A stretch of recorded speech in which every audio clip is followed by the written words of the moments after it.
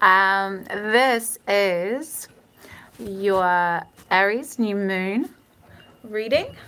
I actually filmed this last night, and a few people got to watch it, not live, but I posted it, went up public, and somehow I managed to delete it. So anyway, this is my second time going live because I have no fixed internet at the moment, so this is really the only way I can do this reading, as I just have my mobile phone and it takes way too long. We don't have great 4G network here. Anyway, we live in the bush, it's all good.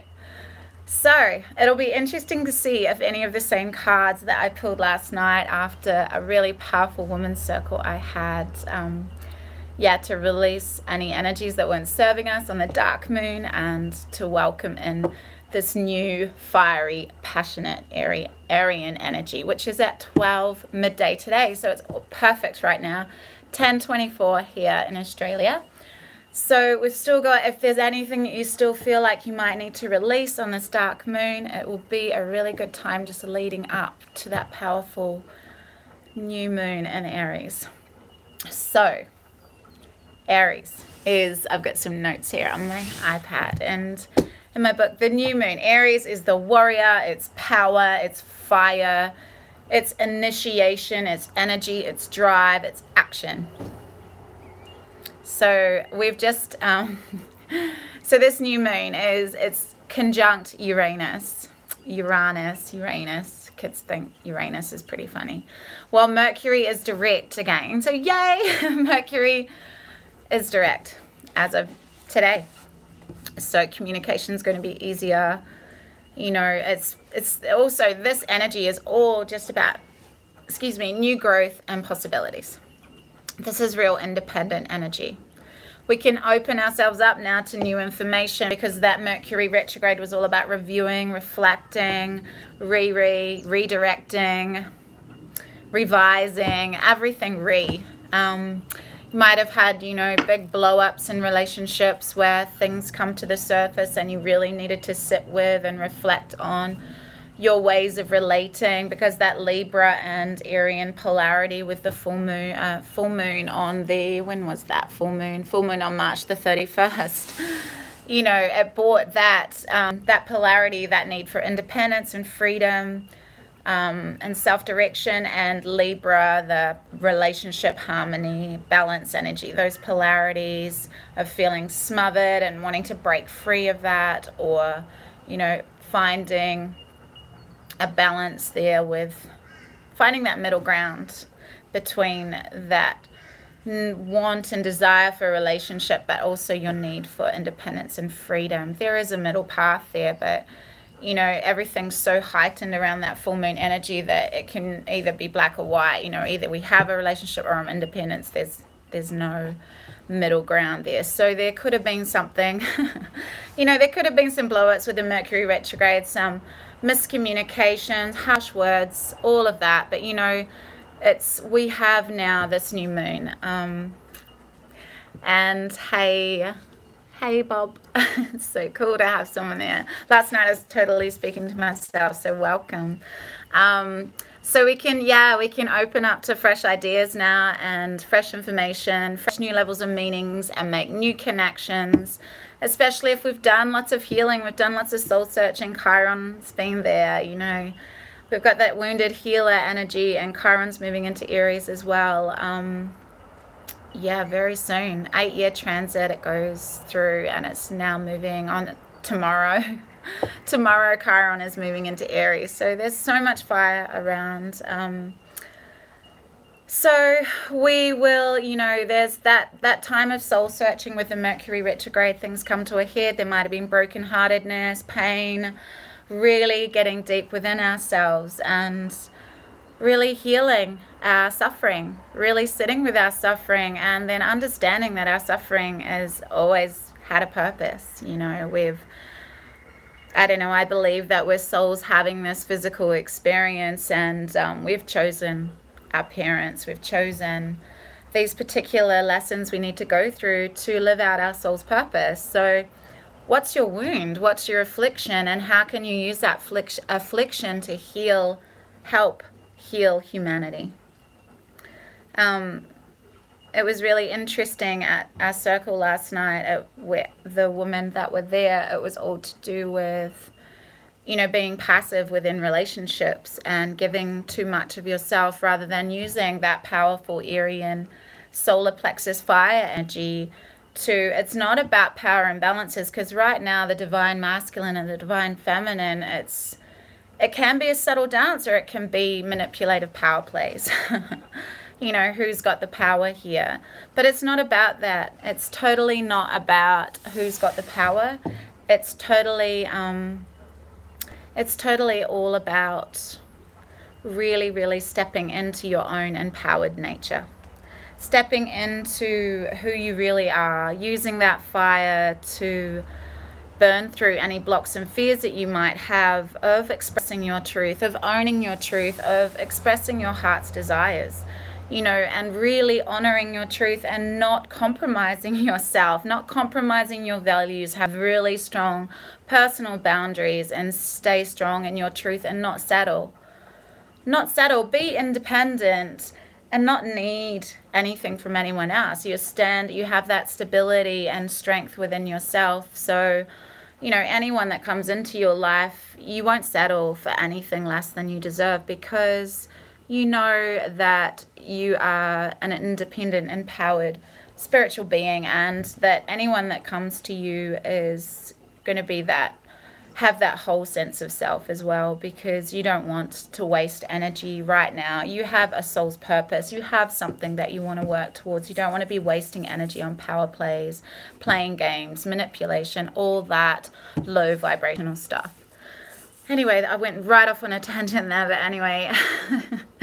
So anyway, with the Mercury retrograde, would have done some healing, because there would have been probably some miscommunications. Yeah, and, you know, there might have been a time where you've been really humbled and had to really sit with that brokenheartedness.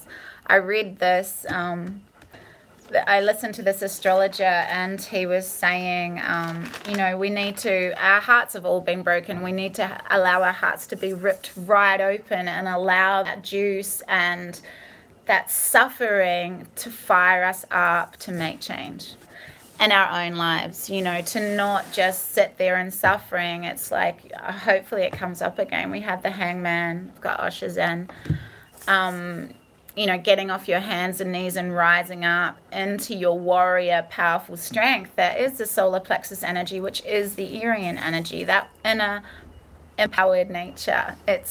That's where we need to be focusing now, on really firing up our passion. So yeah, so Mars also forms a conjunction with with the rebellious Black Moon Lilith. Yeah, feel this energy. Exact on April 19th, and then with Pluto, Lord of the Underworld, during April 24th to 29, we can feel empowered to tackle authority issues or take on a project that really, really requires a lot of vigor and vitality, using that Aryan energy. But it's so beautiful because we've got all this fiery and passion with the Aryan energy, but then on Friday the sun goes into Taurus, so we'll be able to ground ourselves into it. Yeah, so I listened to this astrologer, and he said that this is a time of potent, powerful, productive awakening period. So sitting back on the couch, watching TV and not following your guidance is not going to serve you right now. It's about being a pioneer, taking the initiative, following your guidance, and just stepping into that warrior power, liberating yourself from any limiting roles, like with women, like we were talking about last night, the not wanting conflict and staying passive, but then, you know, all your essence and your fire and your truth and your vitality gets sucked right out of you. And you're left, you know, you're left with, you've lost your essence, you've lost your fire, and you've lost your truth. You've compromised your integrity, and you've compromised yourself in trying to and trying to not cause conflict. We need to use our throat chakra. We need to understand that our voice is necessary. Our truth and our fire is necessary. And if anyone in your life can't handle it, that's their stuff. That's not yours. We know now that through our healing process that whatever triggers us, someone else does, and it triggers us, that's our stuff to heal. But you know, whatever anyone's throwing at you and it doesn't trigger you, you know that that's their stuff. They're just trying to project it onto you. And so we need to just not settle. If something just doesn't feel quite right, stand strong in your own power, in your own empowered nature. Don't allow someone to take control over you and take your power away. This is a real time of real warrior strength. So I'm just going to allow whichever cards want to come through with the Osho Zen Tarot. It'll be interesting to see if any come through like last night. I just saw my battery is low on my mobile. Gosh. Okay, yes. Totally perfect. I am gonna sit this here so we can stand it up. So we have the King of Fires, perfect. It's Aries, Sag, and Leo. And this is creating yourself anew.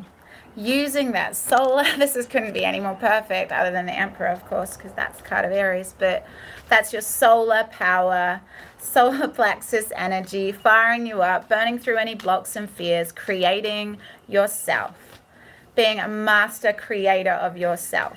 You are a powerful creator, and when we heal ourselves, we have so much more power to heal others. Our light from our solar plexus, our fire, our passion burns out brightly for everyone to see. We're all here to shine. All of us, we're all here to express our own unique truth. Never allow yourself to be around someone that takes that power away. You need someone to fan you. Rumi said, set your soul on fire and surround yourself with those that fan your flames. And how beautiful is this? Because we don't want that fire to burn so brightly that you burn out.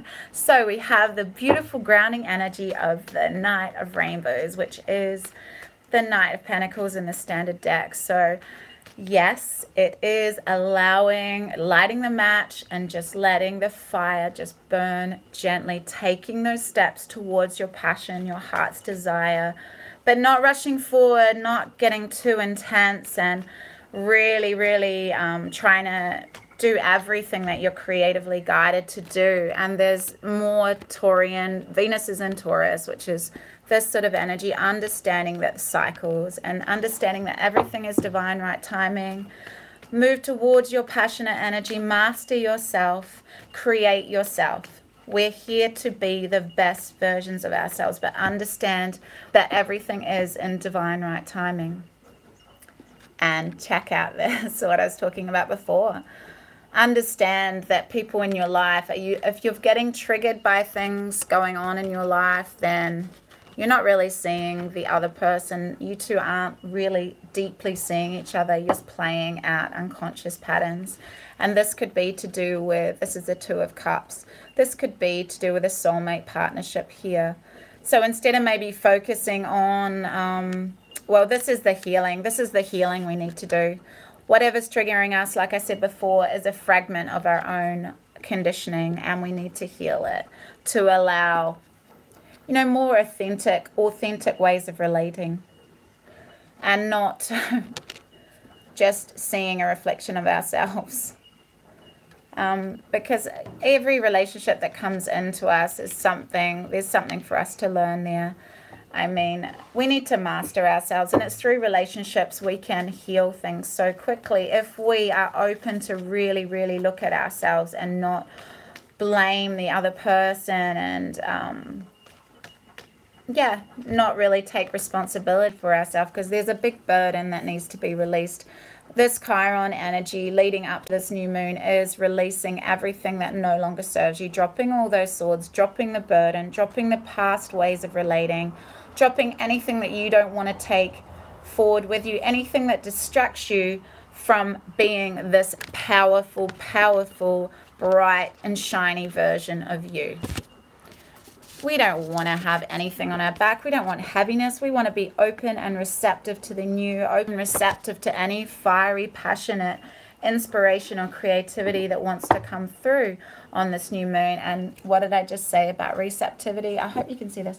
That's the Queen of Cups. So that's at the bottom of the deck. So in dropping these burdens and leaving them behind on this dark moon before the new moon at 12, you open yourself up to be receptive to guidance. So not just flying forward with fiery passion, it's trusting your intuitive guidance, grounding yourself down, and understanding that everything happens in divine right timing. And it could be to do with a relationship, partnership here. Yeah, releasing all old past relationship pain, letting it go, because you cannot truly see someone if you're still living out painful narratives. I was betrayed in the past, you know, I'm not going to compromise with you, I've done the compromise thing, you know, not deeply being in the moment and seeing someone with completely fresh eyes, seeing deep into all your real past pain reflected back to you. We need to get truly deep and honest with ourselves and release this. If we want this energy, maybe we don't. Maybe we just want to be independent, like Aryan energy, and just recreate ourselves anew. But then when you do that, you know, you're going to be more open and receptive to that Two of Cups soulmate type energy. And we all want to have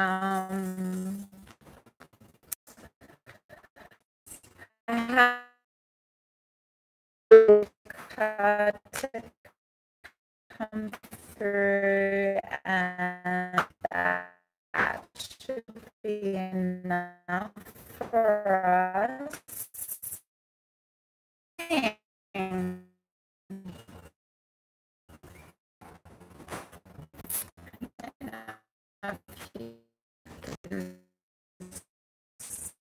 See this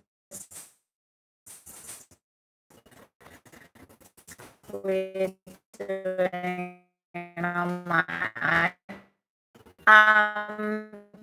because we have the your ability, inspiring that with itself and itself, intuition. The next time you use your mind, or you have a gut feeling about something, pay attention, pay to your own, and understand that just really sitting with what this thought or feeling is trying to tell you. For those who are already aware of their psychic abilities, the Mystic card is here to remind you to use and integrate these abilities more into your everyday life. Pay particular attention to your intuition over the next few days. You will receive important news, so keep a journal and pen handy. And this will help you flowing with all this fiery, passionate Aryan energy to really ground yourself into the earth, and allowing that guidance to just to soften into the guidance, not to rush forward and burn yourself out really quickly. Is like just slowing down and understanding that everything happens in divine right timing, and trusting your intuition to guide you there. Really seeing other people around you and understanding that if anything's triggering you or making you feel not great, what's it telling you? What's your intuition and psychic? What is it telling you? Is it telling you that you have something that you need to shed, to open yourself, to shed some more of this energy, this burden, this fragmentation, this conditioning, to allow yourself to open up more to these energies, to be totally receptive? The Mystic. Thanks so much for being here, Bob. If it's still you there, thank you so much for being my audience. It's really beautiful doing these live readings. Thank you so much for all those subscribes, the likes, the shares, the comments. I love it. I love doing this, and yeah, really, really flow with this powerful, powerful new moon energy. It's been a very, this week could be, we're in the shadow period of Mercury retrograde. It should sort of slow down a little bit with the sun going into Taurus on Friday. I'm looking forward to that. It's my solar return. So just really harnessing your power and grounding it down and using your intuitive guidance to lead you in the right direction. Big love, deep blessings, beautiful people. See you, Bob. Bye.